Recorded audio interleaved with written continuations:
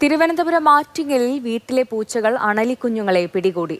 തുമ്പിക്കോട്ട് കോണത്ത് നിഷയുടെ വീട്ടിലെ നാടൻ പൂച്ചകളാണ് 1 മണിക്കൂറിനുള്ളിൽ 8 പാമ്പുകളെ പിടിച്ച് സ്റ്റാറായത്.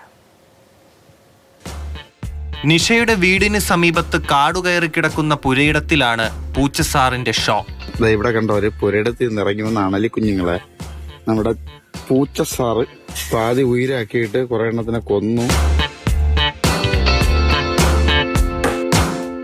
പാമ്പിന്റെ തലയിൽ കടിച്ചുകുടഞ്ഞ് മുറ്റത്തേക്ക് കയറി വരുന്ന തള്ളപ്പൂച്ചയാണ് നിഷ ആദ്യം കണ്ടത്. പിന്നാലെ നോക്കുമ്പോൾ 2 കുഞ്ഞൻ പൂച്ചകളും പാമ്പുകളുമായി കയറി വന്നു.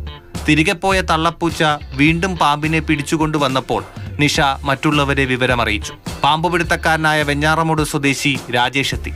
അപ്പോഴേക്കും പൂച്ചകൾ ചേർന്ന് 4 പാമ്പിനെ കൂടി പിടിച്ചിരുന്നു. പൂച്ചകൾ പിടികൂടിയ 8 പാമ്പുകളും ചത്തു.